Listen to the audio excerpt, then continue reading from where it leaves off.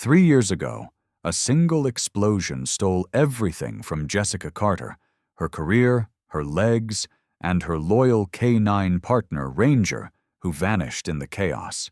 Today, Jessica wheels herself into a small-town shelter, searching not for miracles, but for a companion to ease the silence of her lonely home. But fate has other plans. At the very last cage, in the corner where hope had long since died, a scarred German shepherd slowly lifts his head. Their eyes meet, and time stops. Could it be? After all these years, could Ranger truly have found his way back?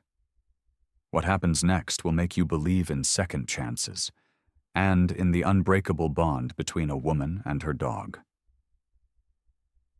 Riverstone, Oregon, woke under a pewter sky that pressed low over roofs and power lines, leaking a cool mist that turned maple leaves into slick copper coins. In a cedar-sided bungalow on Maple Street, a porch light burned at noon, while rain beaded on the wheelchair ramp.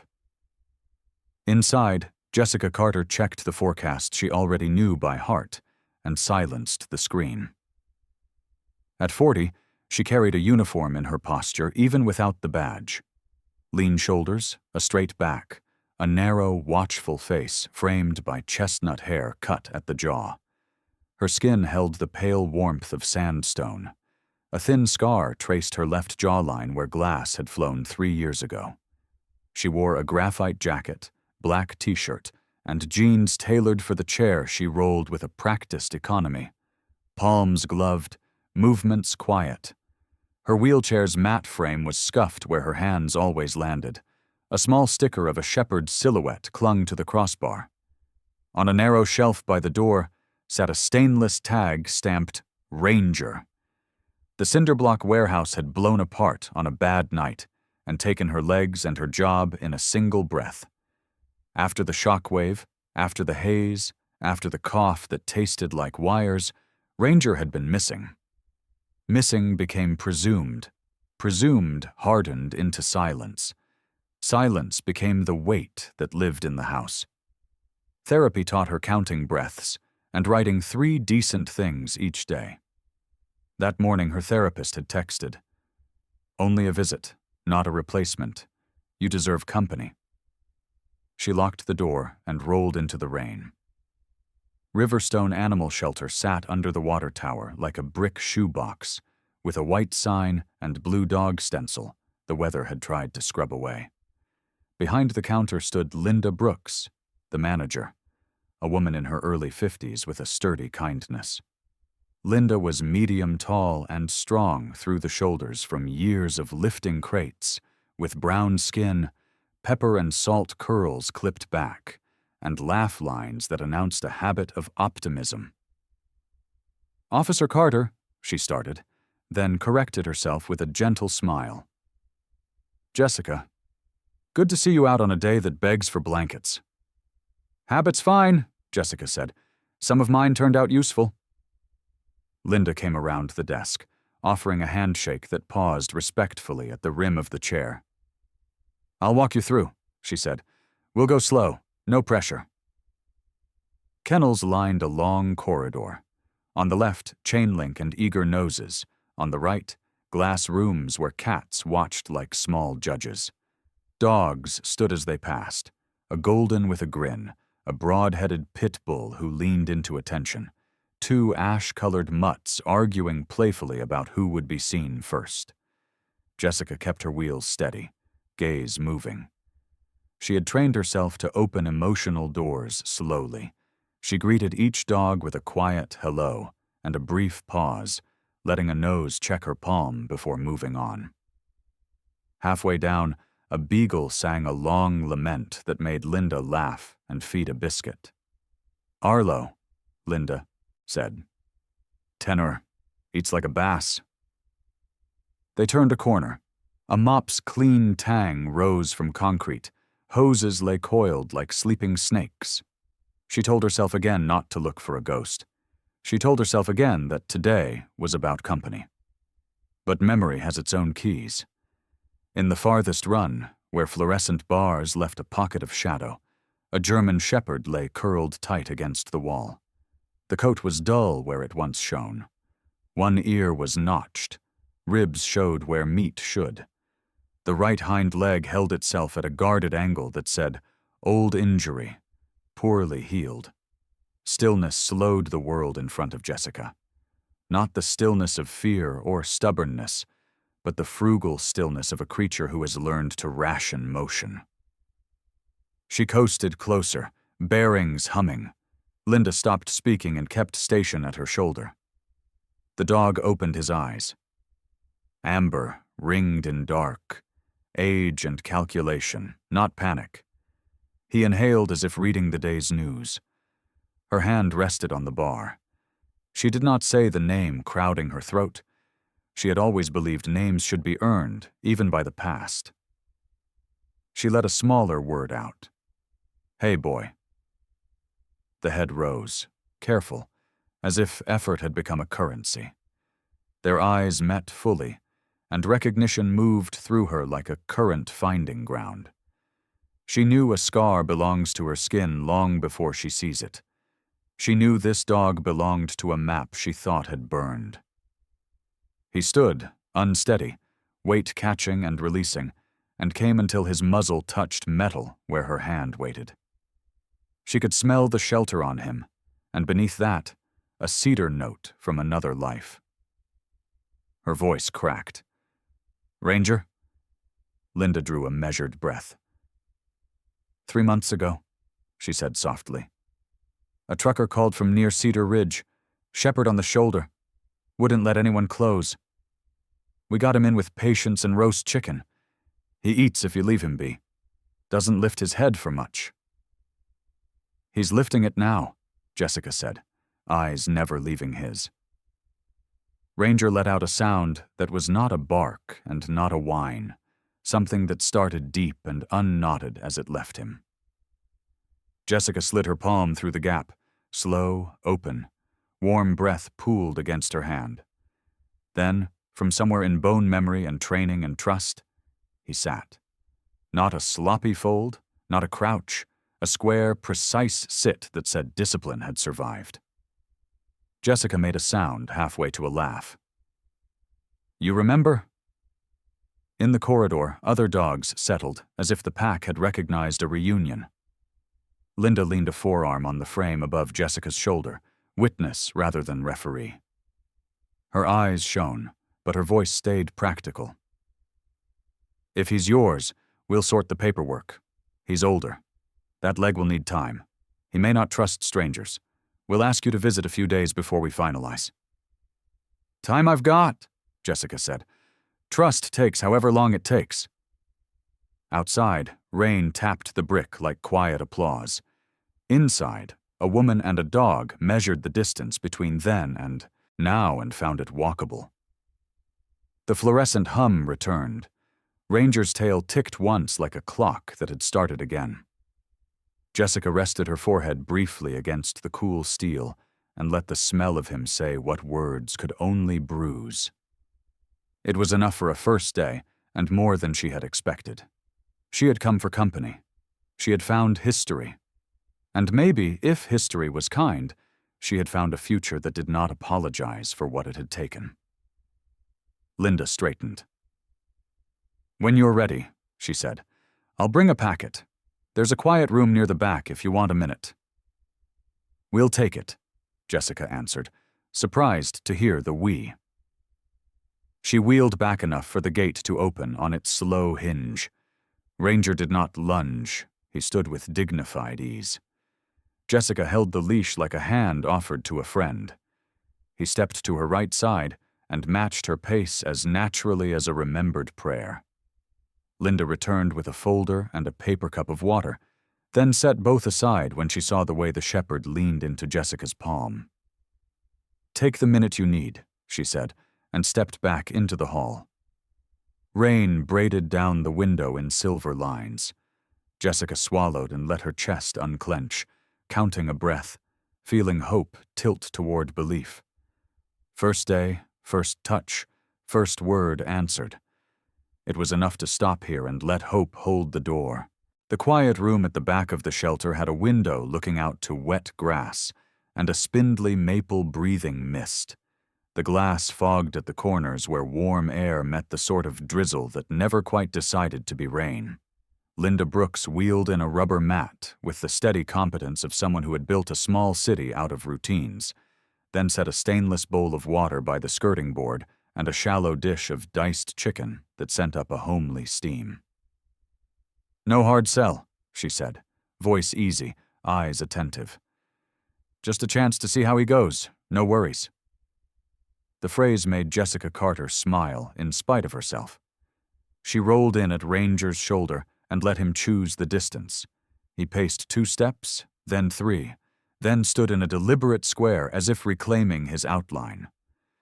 Up close, the years had written themselves into him with an honest hand. Sun-bleached guard hairs along the spine, a twist of white at his chin, a healed line across his left ear like a notch cut to remember a lesson learned the hard way. His right hind leg held tension the way a tradesman holds back a grunt when the latter bites. Not dramatic, but constant. His eyes were the real story. Amber, steady, cogs turning behind them, not a beggar's gaze but a worker's, asking for the job back. Jessica was careful with her breathing. She had spent months counting breaths into the countless small rooms of rehab and therapy, learning to lend time its dignity, refusing to sprint through it.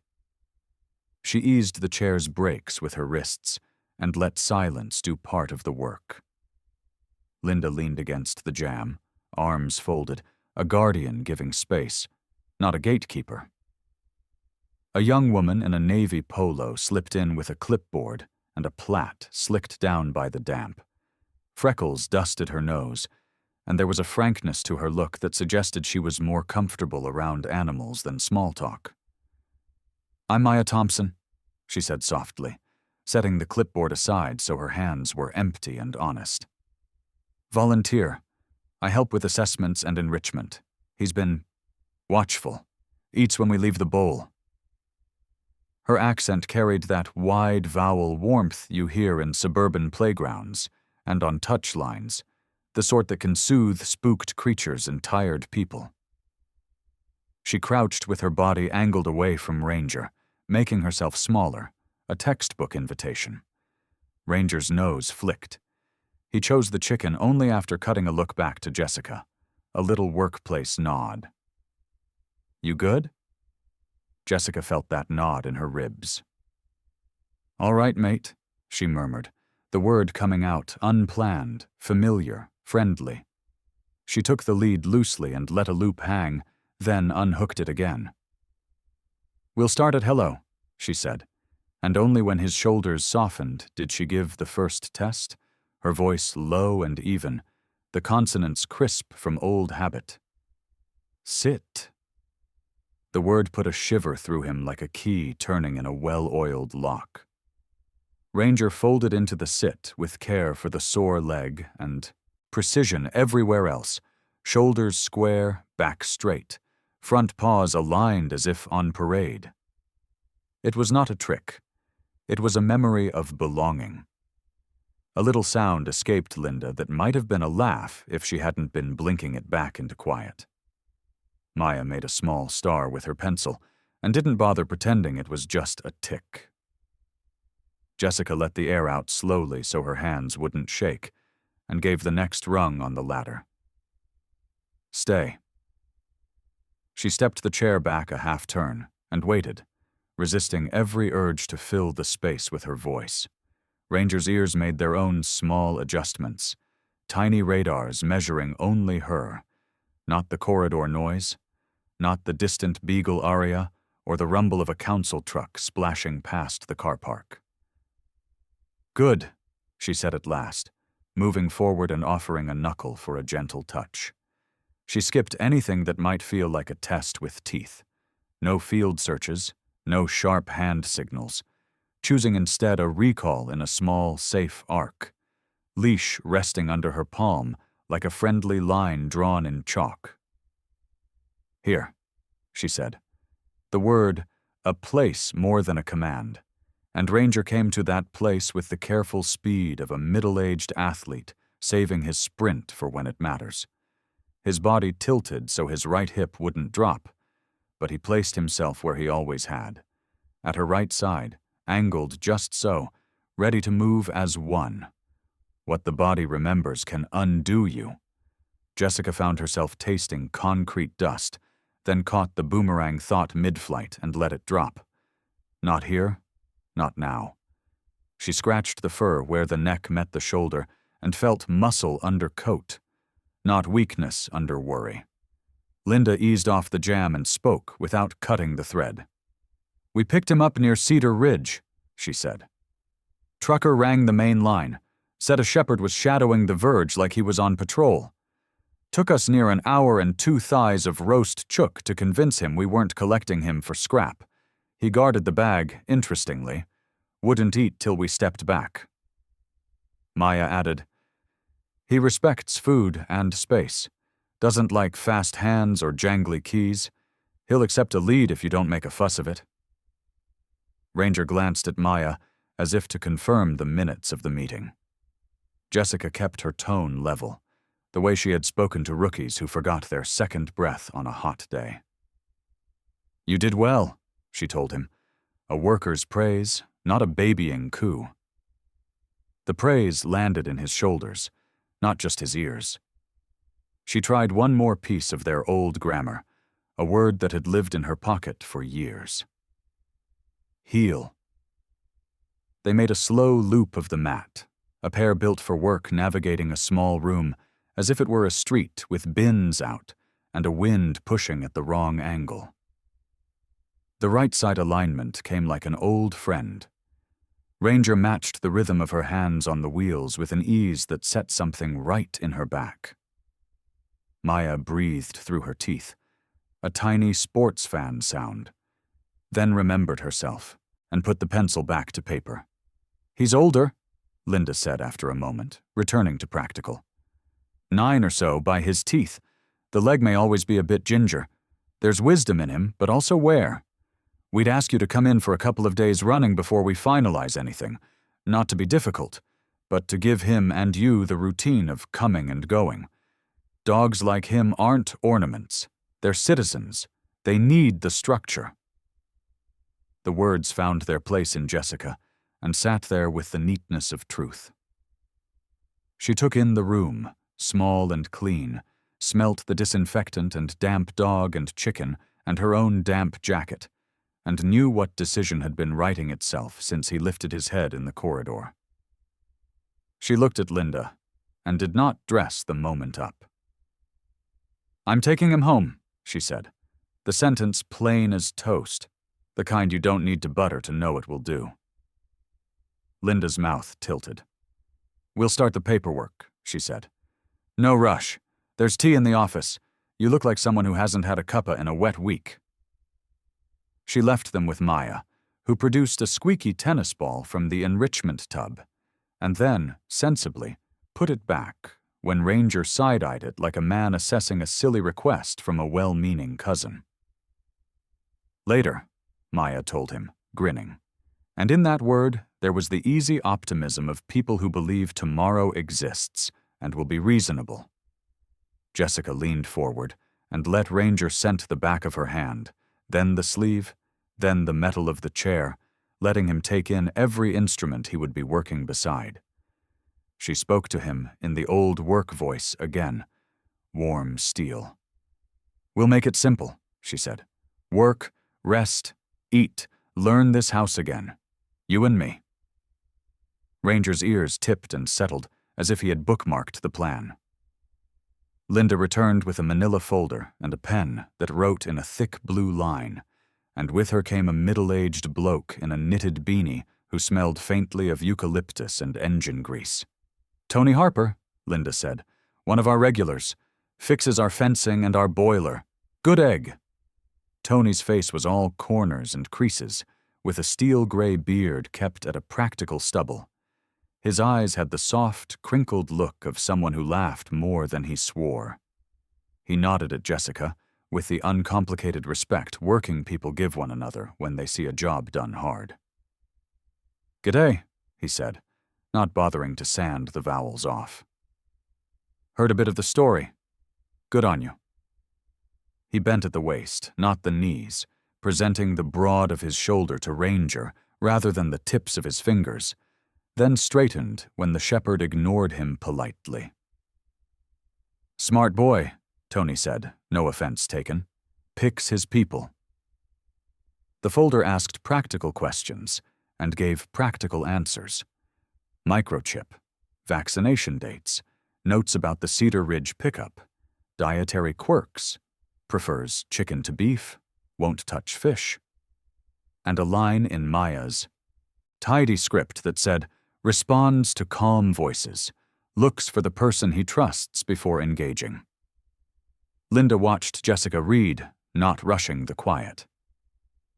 "You can sleep on it," she offered, because that is what decent people offer, even when the answer is already on the table. Jessica put the pen on the line anyway, hand steady now. "I've done enough sleeping," she said. "Time to work." She signed, then circled dates for the next 2 mornings, a trial rhythm before the full move. Linda nodded, a queen acknowledging a treaty that would hold. "We'll prep a starter kit," she said. "Lead, bed, some of the food he'll know. If you want, we can pop round to do a home check. Not to judge, just to make sure you've got a ramp angle he won't skid on, and a place for him to rest that doesn't trap his hip."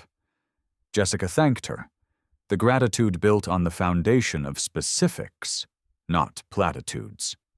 Ranger had settled sphinx-like by her footplate, the contact light but definite, his flank near enough that she could feel the warmth through denim. She looked at him and saw not just the dog who had run into rooms before her, nose writing the chapter 2 seconds ahead of everyone else, but the citizen Linda had named. The worker who would want a job each day, even if the job was learning to nap when the washing machine shook, or greeting the postie without announcing it to the neighborhood like a footy score. Outside, a magpie would have been warbling if this had been a different continent. Here, a crow gave a rough comment and flapped off into the weather. The sound pulled a smile out of her. It felt like the sort of day where you take off wet socks and put on dry ones, and the world improves by a measured 5%. Linda broke the little silence with a practical clap. "Right," she said. "I'll photocopy your ID, and Maya will book your slots for 9 tomorrow and Thursday. Bring whatever you'd like him to smell like home. Jumper, tea towel, anything." Maya, efficient again, penciled it in, then added, "We'll keep his routine today calm. No more visitors. He'll rest better if his last memory of the room is you." Jessica reached down and found the place behind Ranger's ear that had always been his off switch, the spot that let him keep one eye on the world while giving him permission not to fix it for a minute. He let out a breath that tickled her wrist and put his chin on his paws. Linda looked at them and nodded once, a little ceremony all her own. "Good," she said. And it was. The week slid forward on small, deliberate wheels. 2 morning visits that felt like clocking on to a familiar job, a home check that was more neighborly than nosy, and then a sunny, wind-busy Friday when Linda loaded a canvas bed, a sack of dry food, and a tin of chicken into the back of Jessica's modified ute, while Maya clipped on the lead with a quiet pat. Paperwork done, choices made, Ranger stepped into the day as if a door had been held open just for him. At home, Maple Street smelled of wet timber and eucalyptus oil that Jessica wiped on the balustrade to keep the ants honest. The ramp's angle had been checked twice, its grippy strips reset by Tony the Fixer with the satisfied grunt of a man who trusts traction more than luck. Inside, the house had the clean, slightly spare look of a place run by one pair of hands. Books shelved in straight lines, mugs that matched, a framed photo turned face down until the day felt ready for looking back. Jessica, a lean woman of 40, with a runner's shoulders that had learned to push instead of stride, chestnut hair tucked behind one ear, sandstone pale skin marked by a thin jawline scar, rolled into the living room and parked beside a low basket where she had stacked soft things. An old sweatshirt that smelled of her, a tea towel she'd slept with under her pillow the night before so it would carry the right message, a flat cushion she'd warmed in the dryer. Ranger sniffed the perimeter like a surveyor, taking it all in. Up close, he was 9 by the teeth and steady by the eyes. A black and tan frame with sun-bleached guard hairs, a snowflake's worth of white at the chin, and a right hind leg that held itself just shy of easy, as if caution had become a habit that saved pain later. He drank, ate 3 polite mouthfuls, then chose the sweatshirt and circled once before, folding himself onto it, chin out, ears at half-mast, the picture of a worker off-shift who hasn't hung up the vest. The house listened and answered in ordinary ways. The fridge coughed, the heater ticked, a courier van rattled past, a crow threw its rough comment from the gum tree, and nothing bad happened. When Jessica rolled to the window, she saw a kid with a red footy, mid-bounce, pause at the front fence as if a magnet had clicked. Ethan Miller was 10 by the looks, skinny in the way kids grow tall before they fill out, with a mop of brown hair that refused adult supervision and knees already tattooed by the day's ambitions. He had hazel eyes that opened fully to the world, and an expression that came standard on children who have learned to check the weather of other people before stepping closer. He lifted a hand in a small wave. Jessica, who had seen him ride past in loops for months without more than a nod because timing is a muscle that goes soft, wheeled onto the porch and returned the wave with a practical smile. "G'day," he said, Australian vowels drawn wide as ovals, even here in American Oregon, the kind you hear in expat kitchens and schoolyards. "Mum said to say congrats on the dog." Jessica glanced back into the house where Ranger had levered himself to an elbow, interest rising like a tide. "Thanks, mate," she said. "We're taking it slow." The screen door eased open, and Ethan's mother stepped onto their veranda across the narrow street with a dish towel over one shoulder and a cautious kindness in her stance. Sarah Miller was 32, long brown hair tied off her face in a practical ponytail, warm olive skin that browned to honey in summer, a tiredness at the eyes that looked earned rather than fashionable. Widowhood had left a fine line of concentration between her brows. Working nights at the diner had added a wrist's worth of bracelets she fidgeted with when she was thinking. "Hi, Jessica," she called, voice level. "If you ever need a hand with bins or shopping, sing out. Ethan's good for lifting, especially if there's the promise of bickies." Ethan grinned, neither denying nor confirming the allegation. Jessica laughed, the sound light enough to surprise her. "Deal," she said. "No rush on meeting him," she added, nodding toward the living room. "He's got a lot of new today. Loud is not our friend yet." They let the afternoon peel itself back in peace. Jessica established a rhythm like a scaffolder setting planks. Out to the yard, back to the water, a slow loop of the hallway to learn the acoustics of doors, a sit by the window while the postie's engine hiccuped and moved on. When she rattled her keys by accident, Ranger's ears shot up, and his body lined itself for choice, run, freeze, or check the boss, and he chose the boss, eyes finding her, breathing shallow, then settling when she spoke with the old work voice that was soft steel. "Good," she said. "Nothing to fix. Just us." At 4, somewhere 2 houses down, a mallet hit timber hard. 1, 2, 3, a builder's rhythm. It was ordinary noise making honest work, but for Ranger the first strike cracked the shell. He dropped his body low to the mat, tail clamped, eyes gone wide and black-edged, breath up in the chest like a bellows struck too fast. Jessica felt the answering surge stride through her, the warehouse at the back of her tongue, the net of aftersound that tightens, the ache under the ribs where memory lodges. She put both palms on the rims to steady herself, counted the breath she'd learned in rooms with clock faces and quiet-voiced professionals, and then slid the chair forward until her knees touched his shoulder. "With me," she said, not a command so much as a hook offered to a swimmer in chop. She didn't touch his head.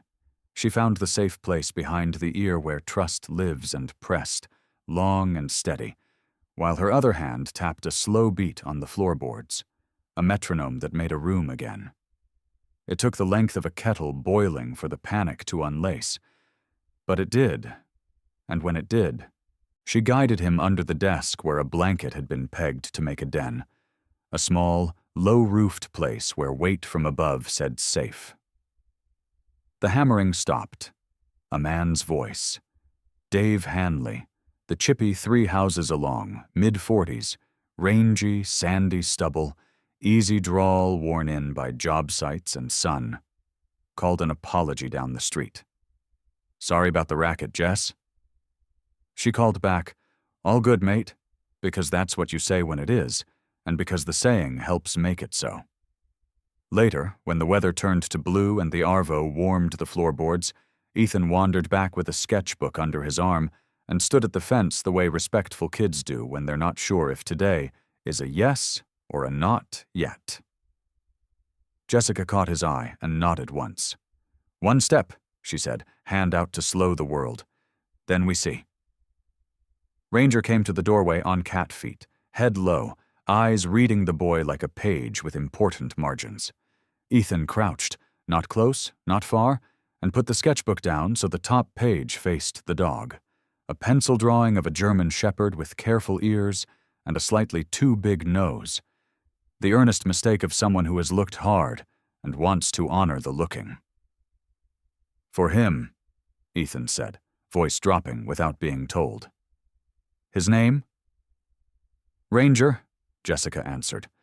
She felt the name sit correctly in the air. "You can show him the picture if you like. No hands yet? Let him do the work." Ranger took the 3 steps that closed the distance, breath working as he catalogued graphite and paper and boy and afternoon. He stopped with the pad between his paws and the boy's shoelaces an undecided tassel. Ethan's face had gone intent, brows pinched in the precise way of children who are trying not to hope too loudly. Jessica kept the metronome beat with her fingers on her knee and said nothing wise.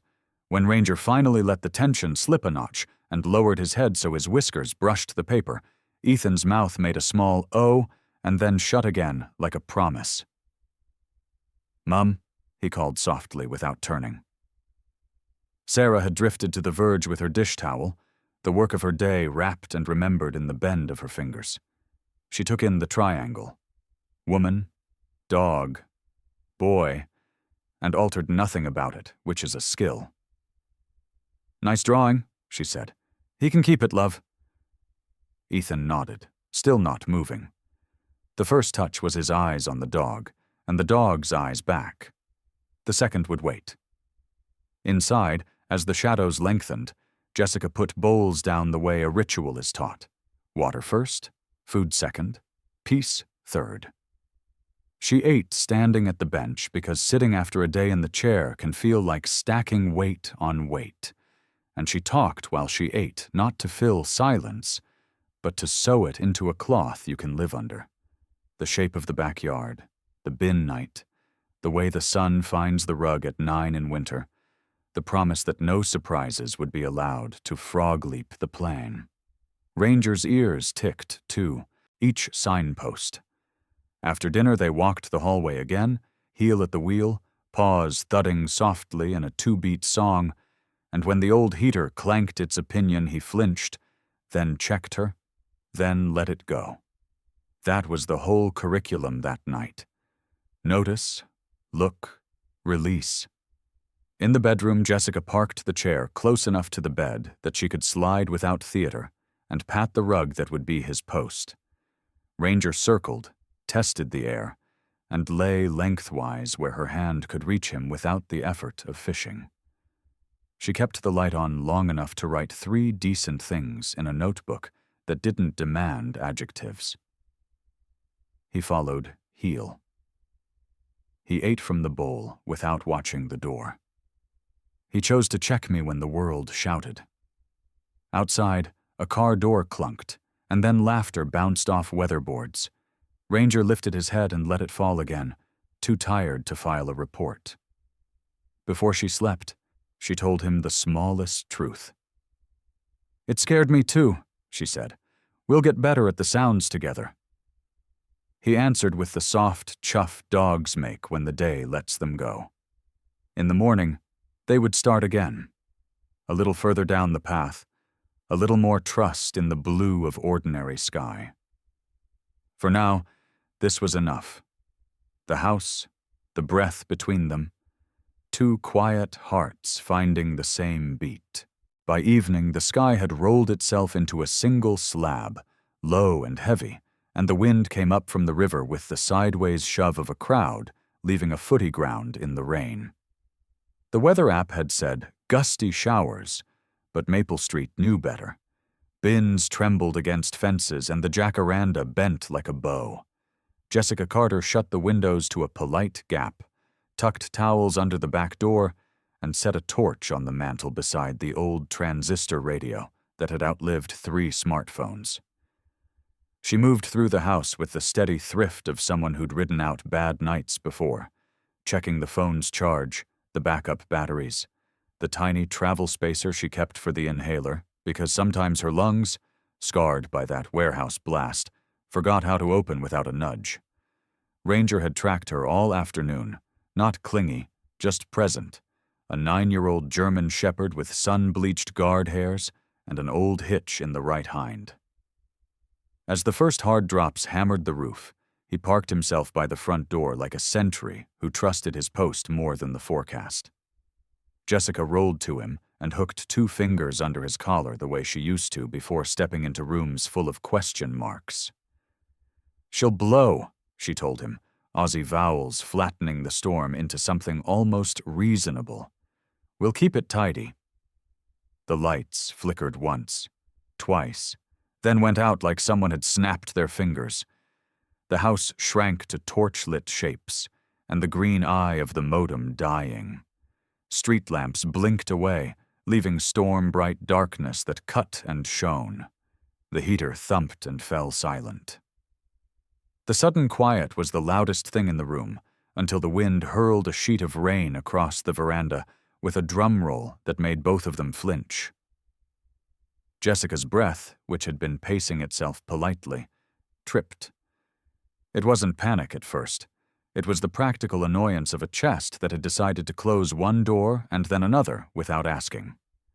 She aimed the torch at the side table, found the blue inhaler by touch and habit, shook it, fitted the spacer, pressed, and drew the dose like a diver taking a planned breath.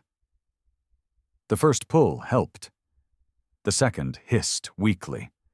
She pressed again and felt the canister's emptiness as if it had weight. Her lungs made the small, tight whistle she hated. "Not tonight," she said aloud, putting shape to the air because shape helps. She counted the breath the way the physio had taught, in and out on numbers that had become a litany. But the storm leaned harder. A branch raked the eaves. The heater pinged as it cooled, and her chest climbed toward her throat as if trying to get a look at the weather. Ranger rose without drama, came to her right, and laid his muzzle against her knee. He had a look he used on rookies and small children, eyes level, calm as fence posts, that he offered now. She put a hand on his skull and felt the steadfastness steady her a degree. The next breath arrived thin. Her fingers went clumsy at the phone screen. She could have rung Sarah Miller, the neighbor across the narrow street, or just banged the chair into the door and hoped the sound carried through the rain. But sense and habit braided with something older, a work word that had lived in the marrow of their partnership. "Help," she said once, low, as if not to startle the room. Then she found the other word, quiet and clipped. "Seek." Something moved behind Ranger's eyes like a switch thrown on an old circuit. He stood, tested the latch with his paw, then leaned his chest into the timber. The door, old enough to have opinions, gave on the second shove. Wind barged in, wet and salt-smelling even this far from the sea, and Ranger vanished into it, a dark shape swallowed and then thrown back into view by lightning. Across the street, Ethan Miller stood at his bedroom window in a t-shirt with a cartoon shark that grinned too widely for the weather. He had a pencil in his hand and a list on his desk titled "Things I Can Do in a Blackout." The first two items crossed out. Read under Duna, torch puppets. The third, awaiting inspiration. When Ranger exploded onto their veranda, paws skidding, barking in hard, singular bursts, Ethan's hazel eyes went as round as coins. The dog barked at him, then pivoted and barked into the rain toward Jessica's house, then back again. A metronome of urgency. "Mom!" Ethan called, and his mother was already there, dish towel over one shoulder, hair in a ponytail, the day's shift at the diner written in the set of her shoulders, and the kindness at the edges of her mouth. Sarah Miller took one look at the dog, one look at the night, and her face made the calculation of someone who has paid attention to other people's emergencies. "Coat," she said, tossing Ethan a hooded one that smelled faintly of detergent and hot chips, pulling on her own yellow rain jacket with the competence of a person who had stood in back lanes behind restaurants in weather worse than this. "Phone. Let's go."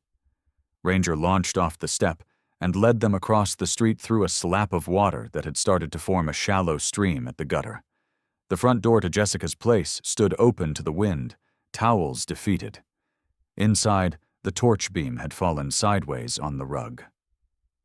Jessica sat in her chair by the mantel, shoulders high, lips a shade paler than made anyone comfortable. She had the spacer in hand and anger at herself in her eyes, because she was a woman who liked a plan. "G'day," Sarah said, as if she had walked in on someone trying to wrestle a stuck window rather than a stuck chest. "We've got you." She slid the torch into Ethan's hands, so the boy could hold the light steady, and moved into the room with the practical grace of a nurse who never got the certificate. She was not a nurse. She had once wished to be. But she had cared for a husband through 6 bad months, after a car crash, and some knowledge becomes muscle you don't misplace. She set Jessica more upright with a rolled towel behind the shoulder blades, checked the inhaler with brisk fingers, found it light. "Nearly out," she said, registering the annoyance rather than scolding it. "We're going to keep you calm and tall till Ambos arrive." 911, Ethan said, thumb already moving, voice wobbling at the edges but holding its shape. "Tell them what?" "Address, breathing problem, past lung injury, power out," Sarah said, calm as a checklist. "Say the dog brought us." Ethan relayed it, the words coming steadier after the first, The dispatcher's voice, female, mid-30s by the sound, a practiced cadence that could talk a room down, asked if there was a second inhaler, if Jessica could speak in full sentences. "Half sentences," Sarah said, watching the rise and fall under the jacket. "Pulse fast, color fair, conscious and stubborn." Jessica managed a huff that in other circumstances would have been a laugh. Ranger kept station at her knee, but his eyes were on the door, ears pivoting to find the siren before anyone else. Sarah counted breaths with a hand on the back of the chair. "In for 4, out for 6. That's the job. Good. Again." She had Ethan fetch a spare blanket from the linen cupboard and a pot to catch drip from the veranda leak, because a room looks less frightening when you give a child something to do that obviously matters. The storm leaned its shoulder, tested the roof, then seemed to tire of its own theater. In the lull, a red strobe found the front fence, then painted the hallway in pulses. 2 paramedics came in with the weather on their jackets and torchlight on their faces. The first was a solid bloke in his late 40s with sandy hair going white at the temples and a mustache that tried for stern and landed on dependable. His name badge said Tom Kelly. He moved like a former back rower who now lifted kit instead of people, and his voice carried the baked-in reassurance of 1,000 kitchens at 3 a.m. "How we going?" he said, already dropping an oxygen cylinder by the chair. The second was a lean woman around 30 with cropped dark hair, quick eyes behind square frames, and the careful hands of someone who had taught herself piano long ago and still used the skill for ivy tapes and calm. Her badge read, Priya Das. She gave Jessica a small nod that said teammate rather than patient. "Mask on," Priya said, clipping the elastic and adjusting the flow until the hiss settled into a steady, useful sound. "Lovely slow breaths, that's it. You're doing the good work." Tom took a history in shorthand. Explosion 3 years back, residual scarring, inhaler low, storm, power out. Dog fetched the neighbors. "Good dog," he said, and Ranger's tail thunked once against the skirting. Priya listened, stethoscope wandering the quadrants with practiced precision. "Wheeze throughout," she reported. "Better on left. Let's ride the oxygen and reassess in 2. She squeezed Jessica's shoulder with an easy authority born of countless lounge rooms. "You're safe." Sarah stood back only when the professionals had taken the center of the room. She wiped rain from her face with the cuff of her jacket, the dish towel forgotten in her pocket. Ethan, whose job had become torch holder and door watcher, kept the beam steady and tried on the grown-up silence of a boy deciding what kind of man to be. In the pocket of quiet between tasks, Priya glanced at him. "Top-notch work, mate," she said. "You too," she added to Ranger, who accepted the praise like a check made out correctly. The oxygen did its boring, beautiful job. Color came back to Jessica's lips, the drag eased in her throat, and the room widened from a tight tunnel to a small but honest house again. "Better," she said, the word shaped without a fight. Tom clipped the pulse ox, read the numbers, nodded. "We'll take you in," he said, not as a question. "Storm's a mongrel tonight, and I'd rather you had a supervised cuppa and a neb than a second round here." Jessica looked at Sarah, then at Ethan, then down at Ranger, who had put his head against her shin with the weight of an oath. "Reckon I owe the lot of you," she said, voice gone husky with the edges of fear and relief rubbing each other smooth. Sarah reached across and squeezed her forearm, warm and dry now, bracelets soft against skin. "Neighbors," she said as if it were a job title. "He did the hard bit." She nodded at Ranger, whose ears tipped as if he understood the minutes of the meeting and had no corrections to file. They moved with the choreographed tidiness of a team that had learned each other in 15 seconds. Tom and Priya transferring, Jessica keeping her dignity by keeping her humor, Sarah tucking the blanket around her legs, Ethan fetching the backpack that Ranger had learned meant, "We're going." Ranger following the stretcher until the threshold where a paramedic's palm and a word drew a line and left him on the veranda. The rain had softened to a mean drizzle. Red and blue washed the weatherboards in the colors of emergency and relief. Jessica fixed her palm flat to Ranger's skull one last time before Priya guided the stretcher down the ramp. "Good boy," she said, the old work praise that never wore out. "You saved me." The siren did not scream. It cleared its throat and asked nicely for space as they eased away. Sarah stood with Ethan and the dog, under the guttering that dripped like a metronome, the three of them a small, odd platoon made by weather and timing. Ranger sat, soaked and stubborn, eyes on the road until the lights turned a corner and became the idea of safety rather than its noise. When the street went quiet enough to hear the crow again, he leaned his head against Ethan's hip in a way that made the boy straighten with careful importance. Across the dark, the house waited. Inside, the torch would still lie where it fell, The towel behind the shoulder blades would cool, and the mug on the bench would be exactly where she left it. For now, the only true thing was this. In a night when the wind went sideways and the power failed, the old K9 found a way to bring help through the rain. And that was enough. After the storm, the town's nerves stayed pricked like a thumb that hasn't healed right, and a run of small thefts threaded through the neighborhood. An esky gone from a ute tray, a toolbox lifted off a carport shelf, a wallet nicked from a kitchen bench through a fly screen left ajar. It was the kind of nuisance crime that makes people talk lower over their fences and check the latch twice before bed. On Maple Street, the chat group lit up with practical advice and polite panic. Old Mr. Baines, a retired linesman in his late 60s with a mop of salt hair and thick forearms inked with the ghosts of old union jobs, posted a grainy door cam clip of a hooded figure moving like a shadow with sticky fingers.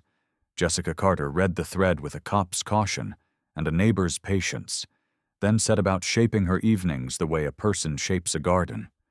Paths clear, lights set to timed glows, windows cracked for air but not for invitation. Ranger noticed the change without being told.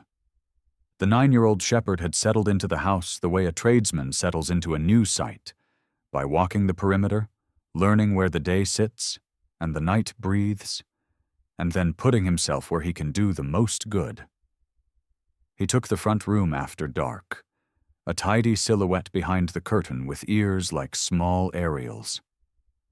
In the Arvo, he and Jessica added one simple job to their work: a quiet heel along the fence line, a pause at the side gate, a check of scents that told the day's story. Posty, cat, bin night, and, once, something that made his nostrils flare and his body write a question mark in the air. Jessica clocked it, noted the wind, filed it without drama. 2 streets over, a patrol car idled under the bottle brush, while Constable Mark Reynolds knocked on doors, doing the old-fashioned circuit that says we're around, not to worry. Mark was 30, neat across the shoulders, clean-shaven jaw that looked carved by a square and a plane, sandy hair kept short because life is easier that way, blue eyes that met you properly when you talked. He had grown up a farm kid out near Walla Walla, with a father who'd lost work when the mill shut. The sight of a man staring too long at an empty calendar had taught Mark to take other people's bad weeks seriously. He'd joined the job for the same reason many do: the desire to be the person who turns up when turning up matters. On Jessica's veranda, he stood with his cap in hand, letting the evening's cool lift the sweat from his neck. "Jess," he said, using the name the street had settled on. "Just checking in. We've had 3 reports in 5 nights. Low-level hits so far, but patterns have a way of growing legs." He squinted past her shoulder and found Ranger watching from the lounge with measured interest. "That him? The bloke who fetched the ambos the other night?" "That's him," Jessica said, one corner of her mouth tilting. "Ranger, retired K9, out of uniform, brain, still on the payroll." She rolled down onto the path so they could talk shoulder to shoulder instead of across a threshold, a courtesy that made her feel like her old self. Mark kept his hands visible and easy. Cops learn what dogs learn, that you don't tell a creature you're safe, you show it. "We're stepping up passes," he said. "No vigilante stuff, no heroes with bats, just eyes open calls early. If he alerts, ring me direct. I'll be 2 minutes out most nights." He tapped a number into her phone and added a small grin. "The official line is 000, but a bit of local knowledge doesn't hurt." The week held tight. Sarah Miller started bringing her bins in a shade earlier. Ethan chalked a hopscotch on the footpath, as if to insist on normal childhood. Old Mr. Baines set a motion light over his carport with the satisfaction of a man who trusts hardware more than hope. Jessica made tea at 9 and turned the volume low on the radio to the gardening show that always sounded like Saturday, even on Wednesday. Ranger took his post by the window and watched the street make peace with the dark. The night it broke was dry, windless, too warm for the month. Heat holds scent like a jar with a tight lid, and at 11:20 a smell slid under the front door that Ranger had filed twice that week and didn't like. Sweat soured by sleeping rough, machine oil, the metallic tang of coins gripped too hard. His head came up, ears forward, mouth closed on a quiet breath. He rose with a care that saved the sore leg and ghosted to the hall, nose drawing a line toward the side gate. Jessica felt him go and knew the difference between curiosity and purpose. She set her mug down without clink, slid her phone into her pocket, and rolled to the door to kill the front light so her own reflection wouldn't blind her sight lines. Outside, the side gate ticked softly against its latch. Someone who knew how to move without making a record eased it and slipped inside. The figure was lean with the long, stringy muscles that hunger builds, late 20s or early 30s by the bounce, in a black hoodie and cheap trainers that sucked at the lawn with wet sounds. A home-turned tattoo curved out from the sleeve like a half-finished thought. He carried a canvas satchel hooked across his chest and a small torch gripped in his teeth, beam darting like a nervous animal. He wasn't a villain out of a film. He was a man in a night doing a wrong thing for reasons that would have a story. Compassion and caution both sat in Jessica's chest. She put a palm down to still Ranger at her side. "Wait," she whispered, the word a break and a promise. Ranger leaned into the command, as if into a wind. The intruder tried the shed door, found it locked, and turned toward the laundry window with a little huff that said this job was meant to be quick. His torch picked out the latch. His hand went to his pocket for a flat screwdriver. And that was where Ranger's patience bent into action. He didn't lunge. Retired means retired, and Jessica had no interest in writing a report where teeth solved what training could. But he did what a good dog does. He drew a hard line in the night with his voice. One bark, deep and square, from the belly, another a half-second after, the rhythm of a drill sergeant counting people into attention. The man froze like a rue in high beams. The torch went sideways, and in the stunned quiet, Jessica heard the small, embarrassed swear that people make when they realize the room has changed shape. She had already hit Mark's number. "Side gate," she said, keeping her voice low and calm. "Subject on the laundry side, tool in hand, no weapon seen. Ranger's got a line." 2 minutes, Mark said, engine starting in the same sentence. "Stay put, no heroics." "Wouldn't dream of it," she said, which was almost true. The man made the decision that most do when a dog like that says, "Time's up." He ran. Not away. Out through the gate would have taken him into the width of a street with too much light and not enough cover. But along the side path to the back fence, where a privet hedge kept the world's two halves politely apart. He hit the paling with a thud and hauled, pulled by a life that had required his arms to be stronger than his choices. Ranger tracked him without touching him, voice snapping in those two-beat bursts that tell the world to look here, now. The back floodlight came on and turned the yard into a stage. Across the fence, a security sensor lit old Mr. Baines's carport. A head popped through the gap 2 houses over.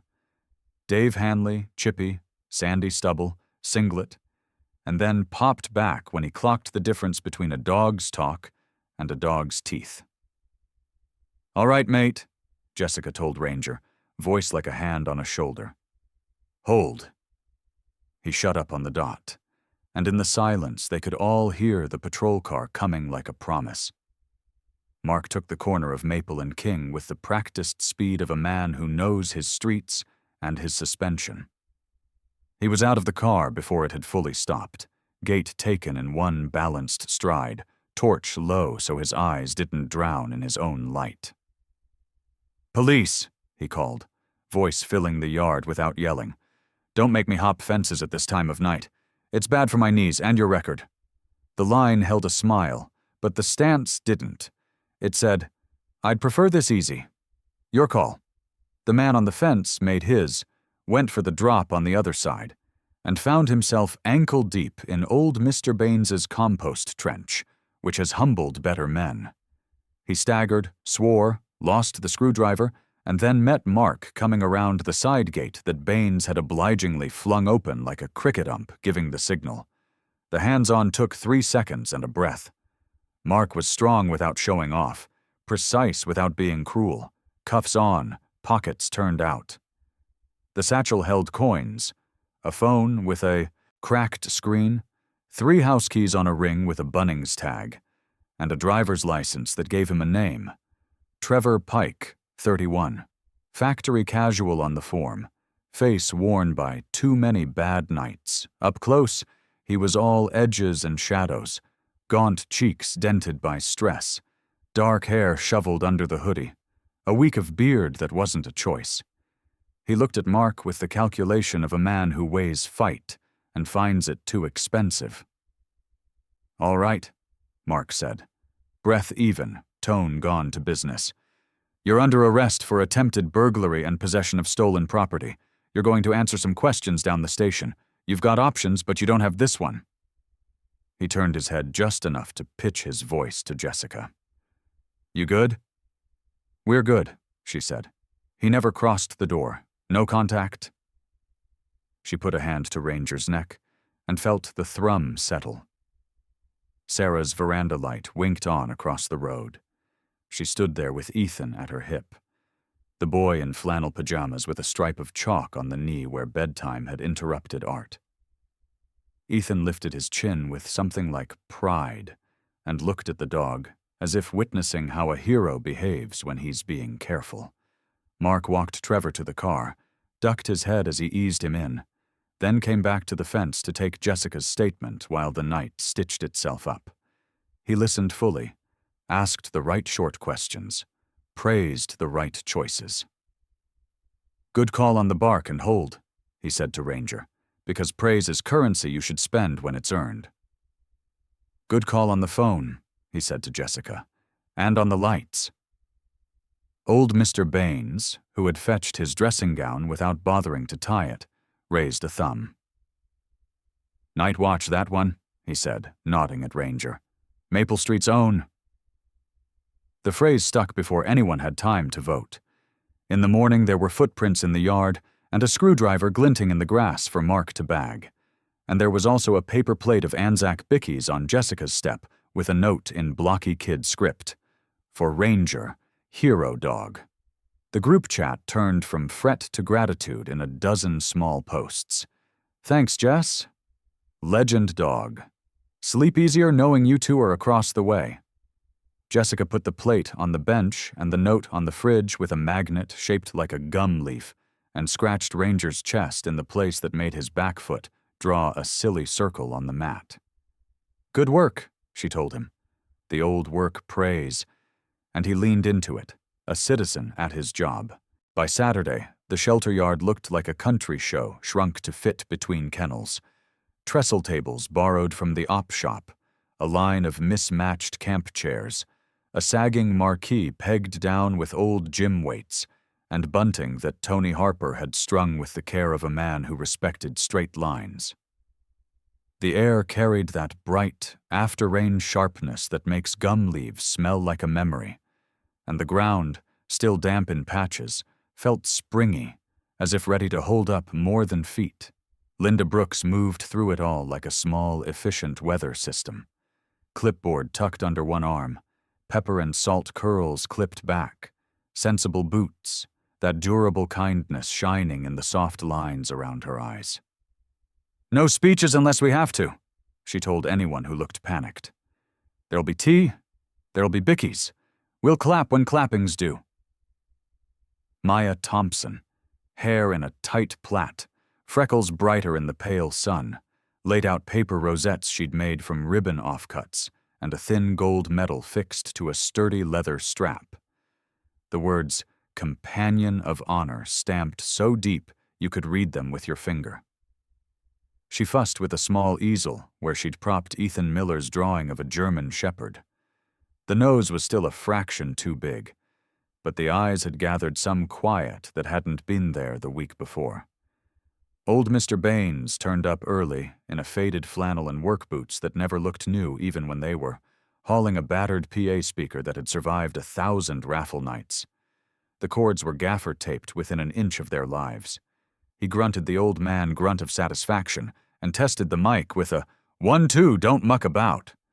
Across the street, Sarah Miller stepped onto her veranda with a Tupperware full of lamingtons. Squares, tidy, coconut snow, hiding an honest sponge.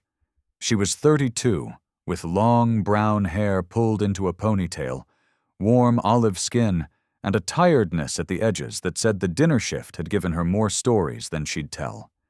She had put on a yellow dress that made the afternoon look hopeful. Beside her, Ethan adjusted a too-big button-up that refused to sit flat. The sleeves rolled in thick cuffs, hair as disobedient as ever, and hazel eyes going wide at the sight of the small crowd. In his hands, he held the medal box like it might float away if he didn't mind it properly. A woman from council had come at Linda's invitation. Joe Patel, late 30s, compact and neat, black hair in a low bun, smart navy trousers, flats for practicality, a warm, measured manner honed by a career of community meetings in echoey halls. She had a lanyard, a calm smile, and the habit of listening with her whole face. "Here to bear witness," she said softly to Linda, "and see if the council can be useful." A step behind her waited Graham Walker from the RSL sub-branch, early 70s. Tall despite the years, sun-creased skin with the leathered look of men who have known hot. Decks and hard light, white hair combed with water, and a poppy pin on his lapel. He shook Jessica's hand later with both of his, warm and dry, and looked her square. The crowd gathered in that friendly, neighborly way. People drifting, some still talking about last week's storm, others keen to meet the dog who had turned alarm into action. Dave Hanley, the chippy, ducked under the marquee ridgepole to set the last peg. His sandy stubble caught the light, and he had the expression of a man who'd finish the job if it killed him, but would prefer it didn't. Constable Mark Reynolds parked the patrol car small and quiet in the lane, not to make a show of it, cap under his arm, the clean planes of his jaw, and the square set of his shoulders softened by an honest pride he didn't bother to hide. "Just here as a neighbor," he said. "Happened to be in uniform." Jessica rolled through the gate with Ranger at her right, like he'd never learned any other side of a person. She looked like a woman who had slept properly for the first time in too long. Chestnut hair tucked, graphite jacket clean, sandstone skin carrying color again, the thin scar at her jaw a pale thread rather than a headline. Ranger was all steady geometry, 9 years old by the teeth, sun-faded guard hairs along his back, a sensible white at the chin, right hind leg a fraction careful, eyes that made quick work of the room, and then settled on what mattered. The yard exhaled when they came in, a ripple that hummed under the chatter. Linda took the mic long enough to put shape around the moment. "We don't do parades here," she said, voice carrying without forcing. "But we do say thank you. Some stories remind us we're not alone on our street. This is one of them." She nodded at Ethan, whose small throat bobbed like a magpie trying to swallow a chip. He stepped forward, medal box steady in both hands. Up close, he was 10 and brave in the particular way brave looks on children. Not loud, not showy, just a collection of decisions to keep going. His voice, when it came, had been sanded smooth by practice. "Ranger," he said, looking at the dog and not at the crowd. "You came to our house when the lights went out and you told us to go. You saved Jess. Then you told the bad guy to stop, but you didn't hurt him, and the police came and fixed it. You're my hero because you're brave and calm. Please wear this so everyone knows." He opened the box like it held daylight. Linda had made the strap wide and soft so it would sit without pinching. Ranger, who had been taught long ago to accept Kit like a professional, stood square and lowered his head, and Ethan's fingers, clumsy with importance, got the buckle through the right hole on the second try. The metal lay against the shepherd's chest with a small, true weight. Applause came up like a tide. It wasn't a roar. It was a long, warm wash of sound. Palms, a few cheers, someone's laugh hitching into a tear, a half-dozen kids shifting from foot to foot because feelings make feet itchy.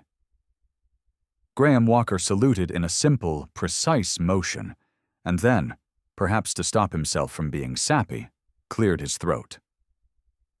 "Where I come from," he said, uninvited but not unwelcome, "we reckon service has 1,000 faces. This is one of 'em. Good on you, boy." He gave Ranger a scratch just behind the ear and stepped back as if he'd done enough. Sarah pressed a lamington into Ethan's hand, which he promptly forgot to eat. Mark leaned in toward Jessica and said, low, "You all right?" And she was surprised to find that the answer lived right at the surface. "I am," she said. "More than I expected." For a flicker-long moment she saw herself the way other people might. Not as the woman in a wheelchair the storm nearly stole, not as the ex-cop with the blown-out career, but simply as a person among people, clapping for a dog that deserved it. Linda handed the mic over again, as if it were just another bit of shelter kit, nothing to fear. Jessica hadn't planned to speak. She wasn't much for microphones these days, but the afternoon had a good spine to it, and the words made themselves useful. "Thanks," she said, and the crowd settled soft. "You've been generous to me and to Ranger, and we're grateful. I've got an ask that comes with a promise. There are dogs here who are brilliant underneath their bad weeks. They've got brains and big hearts and more manners than you'd think if you only met them on their worst day.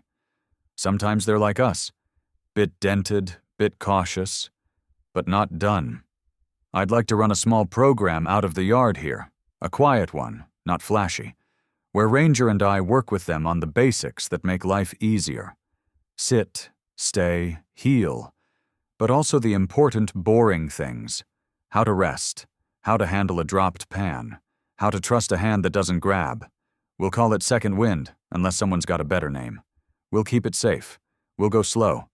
If it helps even a couple of dogs find their people quicker and stick the landing, that's a win." She didn't talk long. She didn't list credentials. The scar on her jaw and the set of her hands said enough.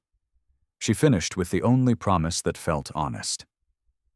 "We'll do the work." The responses arrived like tools from a shed, each exactly the right one. Linda's face opened into that proud, practical grin. "We can pilot Saturdays," she said. 2 dogs at a time to start. Short blocks, we'll build a roster." Maya, already half in the plan, lifted her hand. "I'll log the sessions," she said. "I can make behavior charts and track the tiny wins. I've got a laminator, sorry in advance." Tony rubbed his jaw like there was a cut list on it. "I'll put up a low fence panel to make a calm lane," he said. "Something that moves if pushed so no one's hip cops it. Shade cloth too, got rolls out the back." Joe Patel. Spoke in that measured way good public servants do when they're trying to be helpful rather than invasive. "Council's got small community grants for micro-programs," she said. "You'd need an ABN or a sponsoring org. We can run it through the shelter's auspice, Linda, if you're happy. Insurance will want a risk plan. I can help with forms." She winced at herself for saying insurance at a party, and then grinned. "I'll also bring my old picnic rug." Graham Walker tapped his poppy pin. "RSL can cover a crate or two and a couple of decent leads," he offered. "Plenty of us old blokes need a job that isn't arguing about the footy." Sarah, bracelet soft at her wrist, raised her Lamington Tupperware like a vow. "I'll keep the kettle and the bickies going," she said. "Dogs learn better when their humans aren't hangry." Ethan, who had found his voice and didn't want to put it down, piped up, I can be the ball boy and draw certificates." Jessica nearly laughed, and then found that she couldn't, because her chest had filled with something that wasn't breath or pride, but the old feeling that had walked beside her on night streets with Ranger out front. Purpose, that tidy word that holds a lot. The afternoon lengthened and took on that soft gold that makes everyone look like a better version of themselves. People drifted toward the urns and the lamingtons and the sausage sizzle Dave had improvised with a camping plate. The kids pegged their drawings along the fence with wooden clothes pegs and shouted for their favorites. Someone's baby hiccuped in a pram and was soothed by the rustle of a foil blanket. Ranger tolerated the pats the way a professional tolerates a speech, respectfully, with an eye on the exits and a look now and then at Jessica, as if to check she still had the keys. She did. When the crowd thinned to neighbors and volunteers packing down, Linda came to stand beside Jessica, bumped her shoulder with her own in a mate's gesture. "You did good," she said. "We'll put the first session on the board for next weekend. 2 dogs, no heroics. You set the pace." Mark, on his way out, paused at the gate, tipped his cap, and gave Ranger a look that, from one worker to another, said, "See you on the job." The metal caught the low sun and sent a small, clean flash across the yard. Jessica put her palm to Ranger's head, felt the fur and the heat and the easy weight of him, and let the moment stand. No grand declarations, no swelling music, just a woman and a dog and a yard that had agreed to hold a little more hope than it had yesterday. That would do. By the time the wattle down in the park went yellow again, second wind had become less of an idea and more of a rhythm you could set your watch to. Saturday mornings started with the scrape of chairs across the shelter's concrete, the squeak of the whiteboard that Maya lettered with neat, bossy optimism. Warm-up, calm lane, noise drills, rest, and the slow, workmanlike wag of Ranger's tail as he took his place alongside Jessica at the entry to the training yard. He wore the Companion of Honor medal only for ceremonies. For work, he preferred the clean line of a flat collar and the quiet authority of a dog who had learned that steadiness turns more tides than speed. Jessica's days moved with the program's pulse. Roll in, greet the regulars, count the breaths before the first exercise. She looked stronger, not in a showy way, but in the set of her shoulders and the lift at the corners of her mouth. A sandstone pale woman of 40, whose chestnut hair was tucked back with a simple clip, and whose thin jawline scar had faded to a pale line that no longer announced itself first. She had found a way to make the chair feel like part of the room, rather than a headline, flicking the brakes off and on with a thumb, keeping pace with Ranger as if they shared a gearbox. The first cohort set the tone. Daisy, golden retriever mix, smallish, flax-colored, with a duckling-soft coat and eyes that darted like birds in reeds, arrived with a startle built into her bones and a history no one could fully read. Max, the bulky blue-nosed pit bull with cropped ears and a chest like a keg, had the face of a bouncer and the soul of a librarian who preferred quiet shelves. His file said, "Misunderstood," and 10 minutes in confirmed it. Scout, the wiry fox terrier with mad professor eyebrows and a tail that seemed to come with its own generator, had a bark bigger than he was and the attention span of a child at a fireworks show. Ranger greeted each in his particular dialect, a side-on posture for Daisy so she could taste his scent without the press of eye contact, a slow blink for Max, communicating that big chests can breathe easy here, and a bored yawn for Scout, the canine equivalent of, "Mate, nothing to see." "Calm lane," Maya called, freckles bright, plait tight, clipboard ready, and Tony Harper, middle-aged, steel-gray stubble, forearms tanned by a million hours of fixing fences no one remembers, had built it exactly as promised. 2 low panels of movable mesh padded with pool noodles, the soft shuffle of shade cloth along one side, so nothing surprised hips or hearts. Daisy stepped into it, like into a new thought, and, halfway down, looked over her shoulder to check whether the idea would hold. Ranger stood at the exit with his head a fraction low and his ears at half-mast, until the moment she chose to complete the walk, and then wagged once like a stamp of approval. Max practiced "leave it" with sausage slices that would have made lesser men weep. His blocky head swung toward the treat, then toward Jessica, then settled back on her eyes because he had decided she was the more interesting puzzle. Scout learned "settle" on a mat that had been warmed for him in the sun. The first time he did it, he popped back up as if the floor had pinched him, but by the fourth repetition he folded like a deck chair and let his tail slow to a dignified tick. Noise drills were quiet on paper and loud in the heart. Jessica sat with a lidded pot in her lap and dropped a spoon inside from a low height, metal to metal, the dull clink of a life being lived. She tapped a cardboard tube against the heel of her palm for a hollow thud. She let the old heater clank by switching it off and on. Each time, Ranger took the noise first, ears pricking, body staying soft, eyes flicking to her and back to the dog they were teaching. Daisy tucked at the sound, and then, seeing Ranger not die, untucked. Max sighed like a man at a bus stop and looked bored on purpose until boredom became true. Scout tried to tell the clattering that he'd seen bigger storms, then decided he had not, then decided it did not matter, and laid his chin on his paws with a muttered harumph that made even Linda laugh.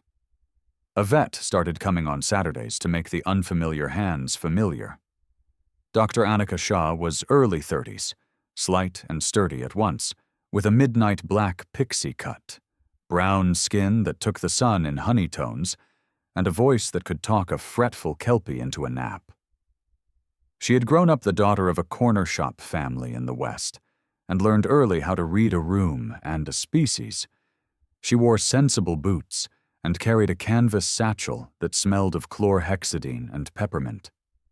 When she lifted Daisy's paw to check the quick, she did it with a wrist so quiet the dog didn't register the moment.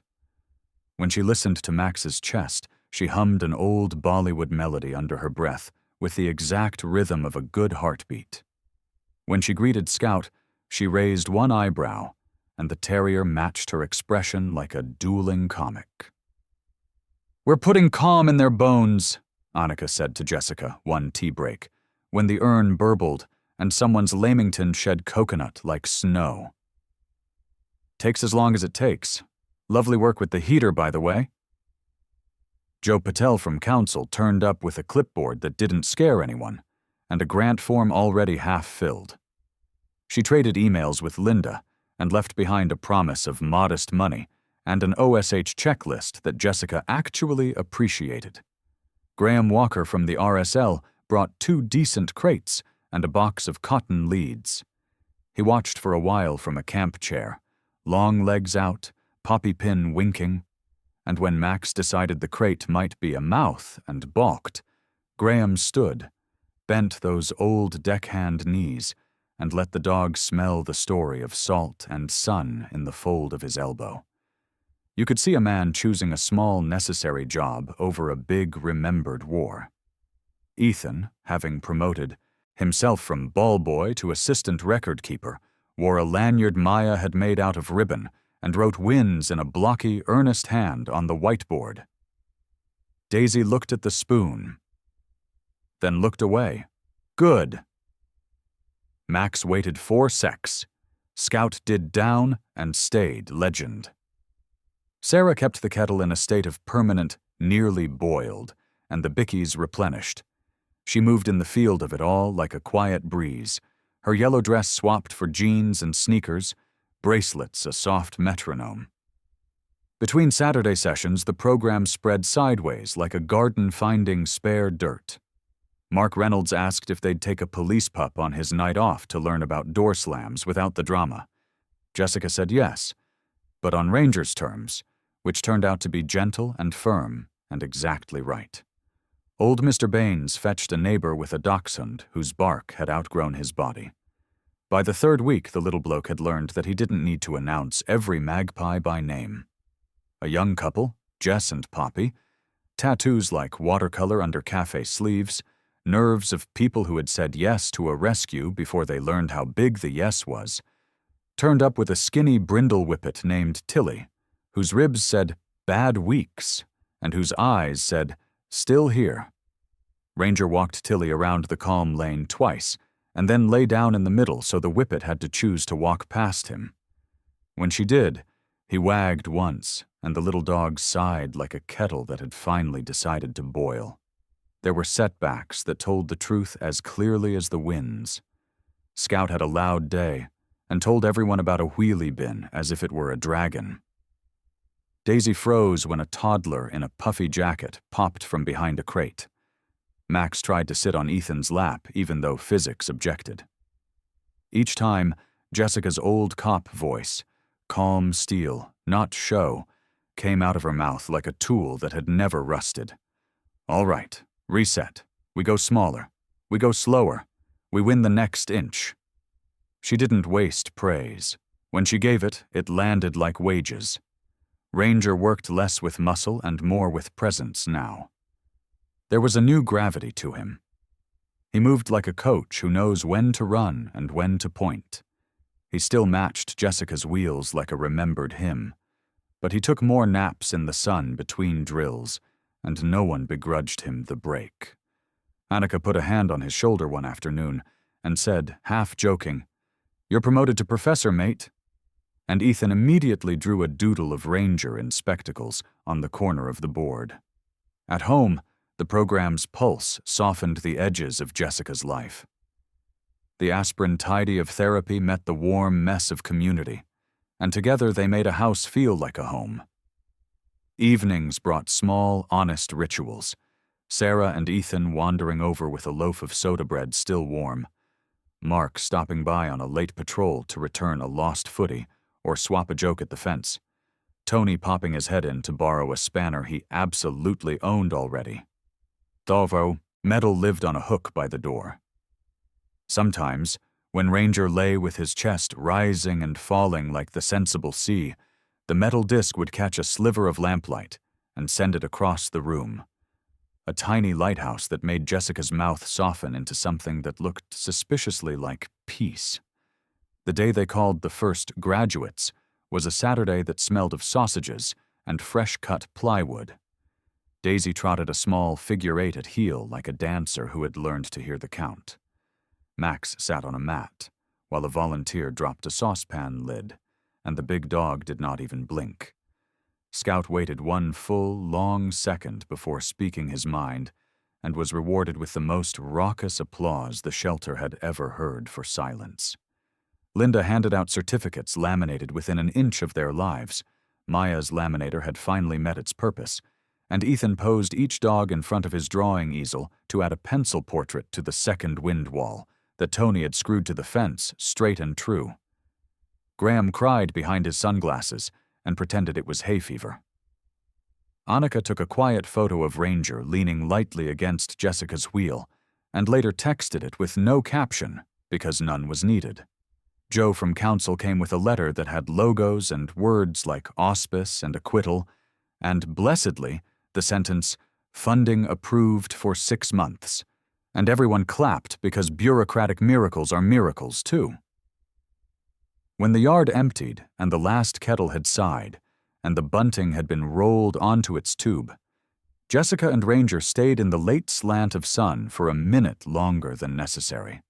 She laid her palm on his head and felt the heat of him and the promise he still carried. The street beyond the fence sounded like the world on a gentle day. Kids arguing about who'd had more turns, a crow offering its rough opinion, a car door closing with the soft thunk of people arriving home. Jessica thought about the first day at the shelter, when she had come looking for something to sit quietly in the silence with her, and about the night the wind went sideways when Ranger had gone to fetch help, and about the way neighbors had appeared like tools out of a tray, each fitted to a task. It occurred to her that she had not just found the dog she lost. She had found the shape of a family and the outline of a town, and that those two things might be the same when you looked at them from the right angle. She laughed softly at herself for going poetic, and then didn't take it back. On their way out, they passed the second wind wall. Daisy's eyes had the new softness of animals who believe in doors that open. Max's portrait looked like a philosopher who'd solved a problem only he had understood. Scout's eyebrows made him seem permanently in on the joke. Ranger's square head in Ethan's pencil had an extra line at the mouth that made him look as if he was smiling, very slightly, at a private thought. "We did. The work," Jessica said. Ranger thumped his tail once against the base of the wall. Agreement, not applause. As they rolled toward the street, the metal at the door caught one last seam of light and sent it up the hallway toward them. Jessica did not claim omen or sign. She claimed only gratitude, and with it the small, durable faith that had been rebuilt from routines and lamingtons and the steady company of a dog who had come back from the dark. Loyalty had outlived the bad years, and in a town that had agreed to hold a little more hope than it had yesterday, miracles, quiet, useful ones, knew the way home. Sometimes the greatest miracles don't come wrapped in thunder or glory. They arrive quietly, on 4 paws, with eyes that still believe in you even when you've stopped believing in yourself. Jessica's story isn't just about a woman and her dog. It's about grace, the kind that sneaks into our ordinary days disguised as loyalty, second chances, and the gentle reminder that God never stops working in our lives. Through pain, loss, and loneliness, Jessica discovered something deeper than survival.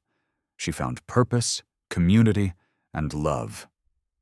Ranger, once a lost soul himself, became a light that guided her and others back home. And isn't that what faith is all about? That even when the road is dark, God sends us the right companions, the right moments, and the right miracles to lead us back to hope.